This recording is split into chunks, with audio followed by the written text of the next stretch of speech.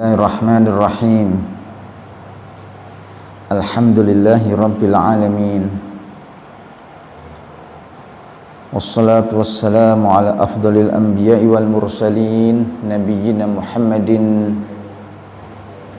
wa ala alihi wa ashabihi ajma'in.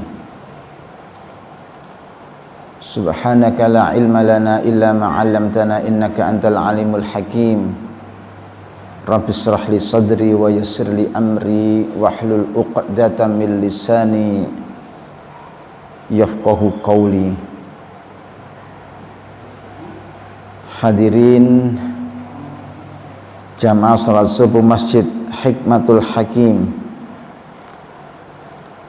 rahimakumullah. Alhamdulillah, kita panjatkan rasa tasyakur kita kehadirat Allah atas segala nikmat yang telah dilimpahkan kepada kita semua. Pagi hari ini kita bisa melanjutkan taklim kita, yakni pembahasan ayat-ayat Al-Quran. Insyaallah pagi hari ini kita sampai pada ayat yang ke-238 ya, surat Al-Baqarah. A'udzu billahi minasy syaithanir rajim. Hafidzu 'alas salawati was salatil wusta wa qumu lillahi qanitin.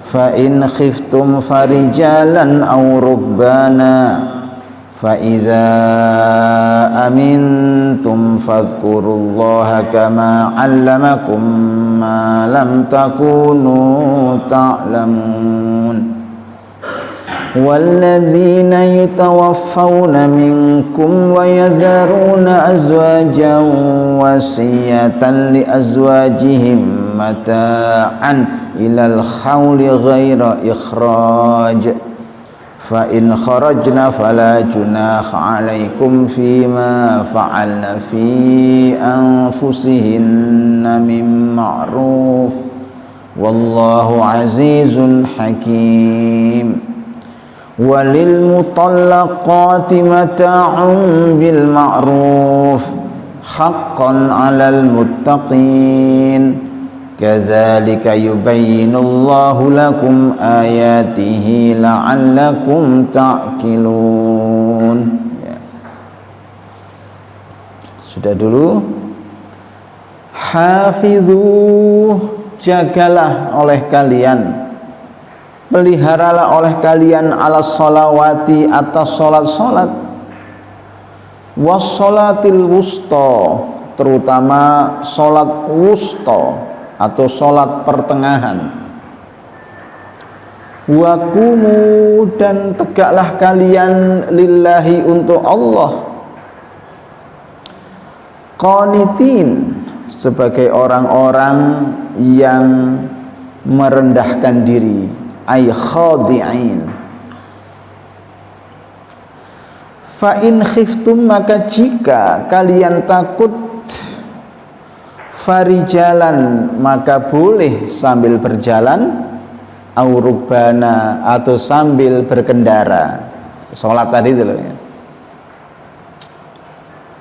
Fa idza, maka apabila amintum, kalian telah aman, fadzkurullaha, maka berzikirlah kalian, mengingatlah kalian Allah, kepada Allah, kama, sebagaimana allamakum, ia telah ajarkan pada kalian, ma, apa-apa yang lam takunu, tidaklah ada kalian, ta'lamun, mengetahuinya. Jazakumullah khair. Walladzina, dan orang-orang yang yutawaffawna, mereka diwafatkan, ya, karena tidak ada orang wafat sendiri kan ya, diwafatkan oleh Allah. Walladzina, dan orang-orang yang yutawaffawna, mereka wafat gitu, minkum, di antara kalian, wa yadharuna, dan mereka meninggalkan azwajan, istri-istri, wasiyatan, harus tinggalkan wasiat, li azwajihim, untuk istri-istri mereka, mata'an, yaitu harta benda, ilal hauli, sampai 1 tahun ghaira ikhraj, tidak dikeluarkan. Fa'in maka jika kharajna mereka, yakni para istri tadi keluar dari rumah mantan suaminya yang sudah meninggal tadi, fala junaha maka tidak ada dosa alaikum atas kalian, dalam kurung hei para wali, fima di dalam apa-apa yang fa'alna mereka kerjakan, fi anfusihinna di dalam diri-diri mereka, mim ma'rufin dari kepatutan atau kepantasan. Wallahu azizun hakim, dan Allah maha perkasa lagi maha bijaksana. Wal mutallaqatu, dan perempuan-perempuan yang ditalak, mata'un bil ma'ruf, memperoleh pesangon yang patut, hakon harus dilaksanakan, alal muttaqin bagi orang-orang yang bertakwa. Kadzalika seperti zalika itu, kadzalika seperti itulah, yubayyinullahu Allah jelaskan, lakum untuk kalian, ayatihi ayat-ayatnya, la'allakum ta'qilun agar kalian berakal, maksudnya kalian berpikir ya.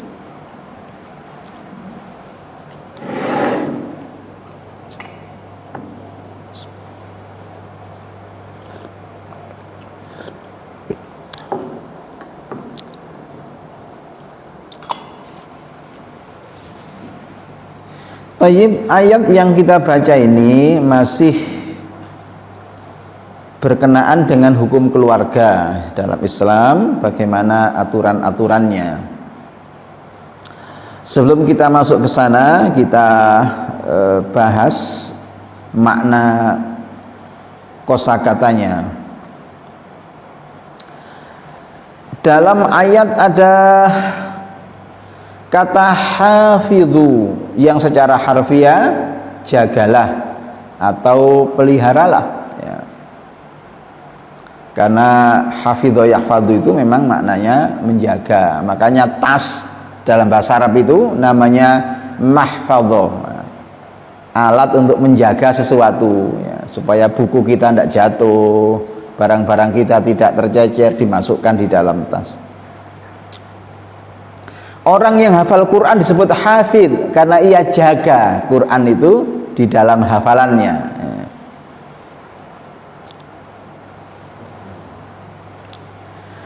Dalam hal ini hafidhu itu adalah al-mudawamatu ala syai' wal muwadhabatu alaih, mengajekkan serta semangat ya di dalam sesuatu.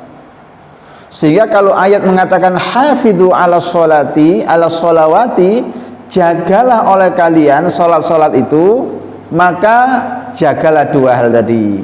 Pertama, keajekannya, kontinuitasnya itu, dan yang kedua adalah spirit atau semangatnya ya. Laksanakan sholat itu kapanpun dan dimanapun dengan penuh semangat. Jangan sampai seperti orang-orang munafikin yang diceritakan dalam Quran, wa idza qamu ila sholati qamu kusala, jika mereka tegak menuju sholat ya melaksanakan tapi bermalas-malasan ya. Mu'minun wa dawamu ala ada'i sholawati fi awqatiha, jagalah dan tunaikanlah sholat-sholat itu sesuai dengan waktunya. Wa khassatan sholatal asri fa innal malaikata tashhaduha ya. Terutama sholat asar, itulah sholat yang disaksikan para malaikat.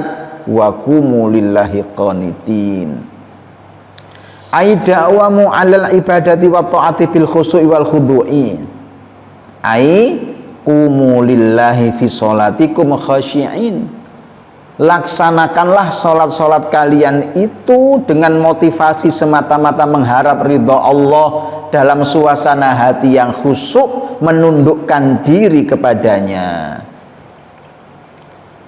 Nah, penggal ayat selebihnya menunjukkan betapa bahwa sholat ini satu ibadat dalam Islam yang tidak boleh ditinggalkan kapanpun, dimanapun. Beda dengan ibadah-ibadah yang lainnya. Kalau puasa boleh ditunda. Wa man kana minkum maridun aw ala safarin fa iddatun min ayyamin ukhar. Siapa yang sakit atau safar boleh ditunda puasanya pada hari-hari yang lainnya. Haji pun demikian, walillahi 'alan nasi hajjul baiti man istata'a ilaihi sabila. Bagi yang mampu saja, yang tidak mampu ya tidak usah memaksakan diri. Hanya punya sawah satu petak kemudian sawahnya dijual untuk haji. Nah, kalau pulang terus makan apa kalau sawahnya sudah terjual?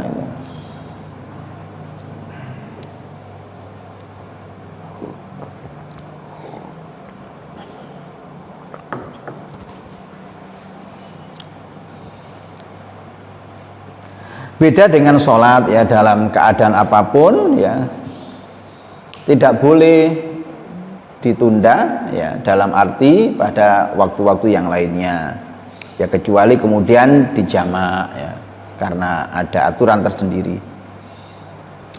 Makanya kemudian dalam keadaan tertentu fa in khiftum, maka jika kalian takut baik karena perang ataupun karena bencana alam ataupun karena ancaman binatang buas, misalnya sholat di tengah hutan ya, maka sholat itu bisa dilaksanakan sambil berjalan atau sambil berlari ya. Aurubana atau di atas kendaraan ya, boleh di atas kendaraan kalau memang tidak bisa turun dari kendaraan ya. Sementara kalau nunggu sampai di tempat tujuan itu waktu sholatnya keburu habis, nah, maka boleh di atas kendaraan ya. Ya, sambil nyopir mobil tidak apa-apa sambil sholat, hanya isyarat-isyarat saja. Tapi kalau mobil pribadi kan ya bisa berhenti, bisa minggir. Sekarang ini jarak setengah kilo sudah masjid, jarak setengah kilo sudah masjid, tidak seperti zaman dulu ya. Tentang hak dari perempuan yang ditalak oleh suaminya, walil mutallaqati mata'un bil ma'rufin haqqun 'alal muttaqin ya, bahwa perempuan-perempuan yang ditalak itu berhak memperoleh harta sebagai pesangon. Yang demikian ini harus diberikan bagi laki-laki yang bertakwa. Hadirin di Indonesia ya, supaya ada jaminan bahwa laki-laki yang mentalak istrinya itu memberikan pesangon, itu kemudian dimunculkan dalam bentuk gonogini, itu dalam bahasa Jawanya gonogini. Jadi gonogini itu adalah separuh dari harta yang didapatkan selama pernikahan ya kalau ada hartanya, jadi kan umumnya begitu. Kan harta dalam keluarga itu ada harta gawan, ada juga harta bersama ya. Kalau harta gawan itu ya yang dibawa oleh masing-masing pihak dalam perkawinan ya. Kalau zaman dulu kalau ada orang gogol, orang yang sawahnya banyak di kampung itu mesti kalau anaknya yang laki menikah disangoni kebu sak pasang, sawah sak kedok gitu. Syariat Allah ya yang ditetapkan atas hamba-hambanya supaya hamba-hambanya berpikir bahwa di balik syariat Allah atau syariat Islam al-gharra, syariat Islam yang cemerlang ini pasti ditemukan kemaslahatan ya. Kenapa? Karena mustahil Allah menzolimi hambanya. Wa ma rabbuka bidzallamin lil abid. Aturan-aturan ini tidak untuk dipakai menzolimi hamba-hambanya, tapi aturan-aturan ini dipakai untuk memberikan kemaslahatan kepada hamba-hambanya. Itu semuanya untuk melindungi kepentingan manusia. Saya kira cukup dulu, mudah-mudahan bermanfaat. Insyaallah kita lanjutkan pada pertemuan-pertemuan akan datang. Aku qauli hadza, wassalamualaikum warahmatullahi wabarakatuh.